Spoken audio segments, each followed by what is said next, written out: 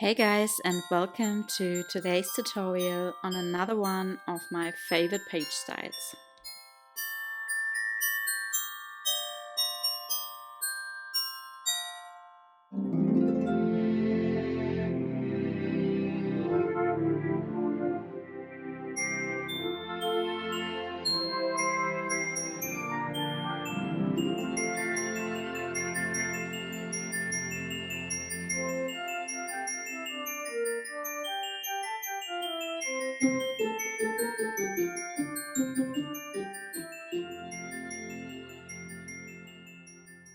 Okay, so let's just start with the tutorial for today. And the first step we always need to do for any of those page styles is to cut and score our cardstock as well as our pattern papers. And for the measurements, you can refer to the cutting guides and templates which are available in my Etsy store for different album sizes.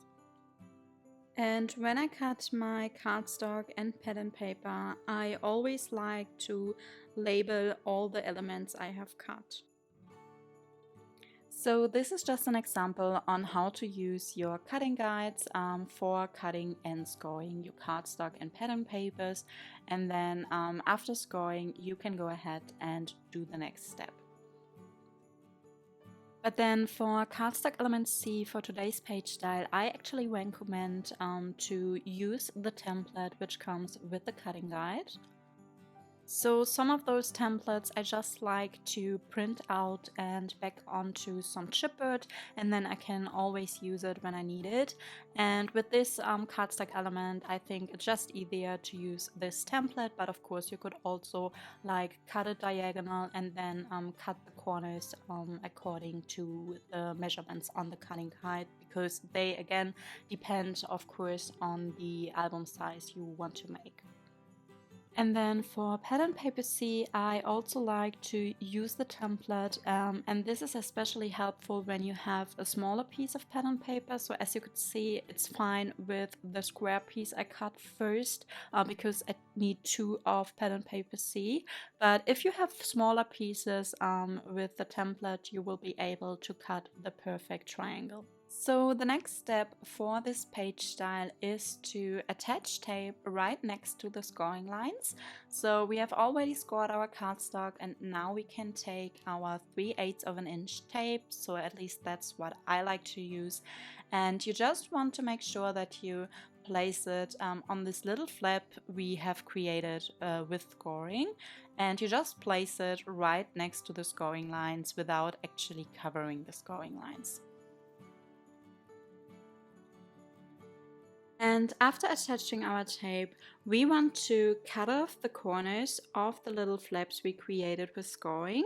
So for this, I like to turn around my cardstock, and then I get my small scissors and I just cut at an angle right next to the scoring lines. And just make sure that you don't accidentally cut into the scoring lines, but just next to them.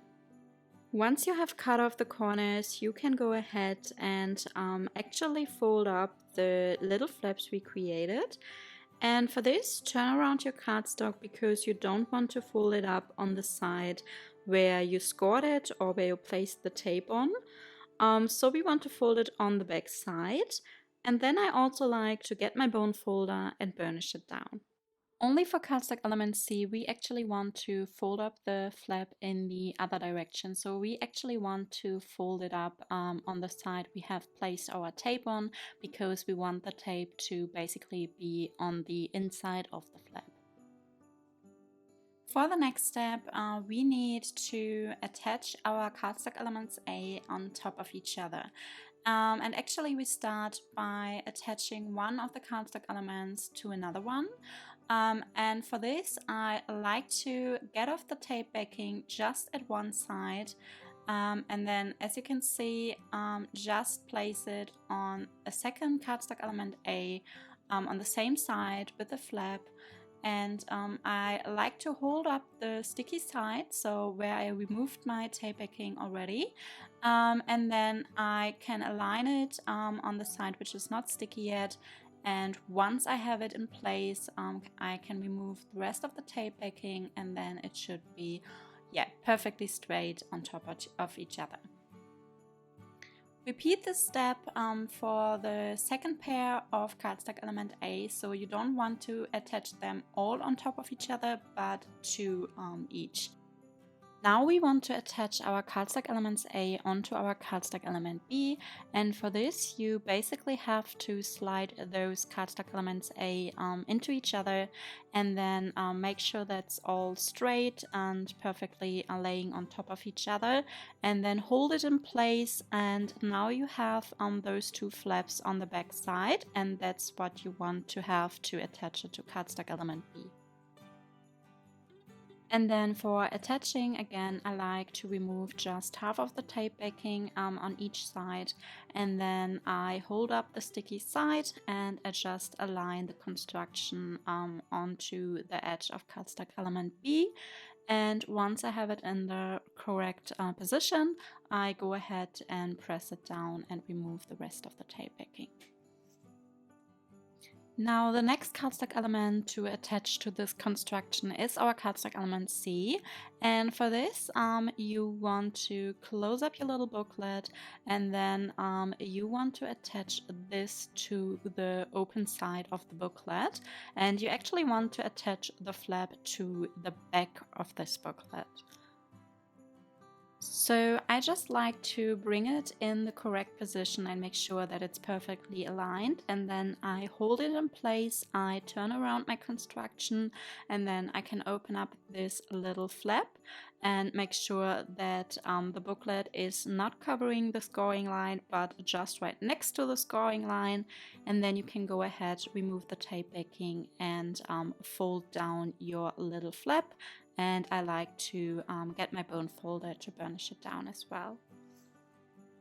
And then I just like to use my corner puncher on the corner of the envelope closure, but this is of course optional, but if you want to do that, you have to do that before attaching your pad and paper, because you need to punch the corner of the cardstock as well as of the pad and papers.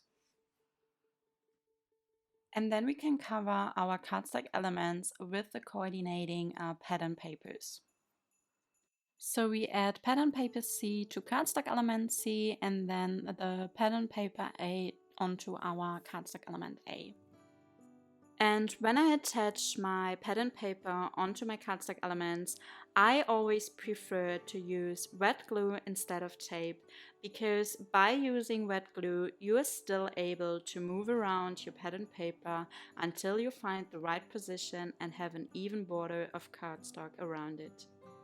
And then we also need to cover up our basic page by using the pattern paper for the basic page. So again, I take my red glue and then I place the pattern paper for the basic page onto the basic page. Now for the next step, we need our Velcro circles, and then I just get one side of the Velcro circle and I place it to the corner of the envelope closure right in the middle. I make sure that it sticks really well, so mine are self-adhesive, but you could also use some tape for this. And then I just get the opposite side and I place it onto the Velcro circle just how you would use it to close. And then I just press down the envelope closure so that it sticks to the cardstock element A. And now we only need to attach our booklet onto our basic page, and for this I don't like using wet glue because this is a heavier piece and I don't want this to rip apart, so I always prefer using tape to attach any cardstock element onto another cardstock element. So I just get my 3/8 of an inch tape and I place it around, along the border of the back side of this booklet, and then I go ahead, remove the tape backing, and I just find the right position on the basic page, and then I go ahead and press it down. So yeah, that's it for today's tutorial on my favorite page style number 27.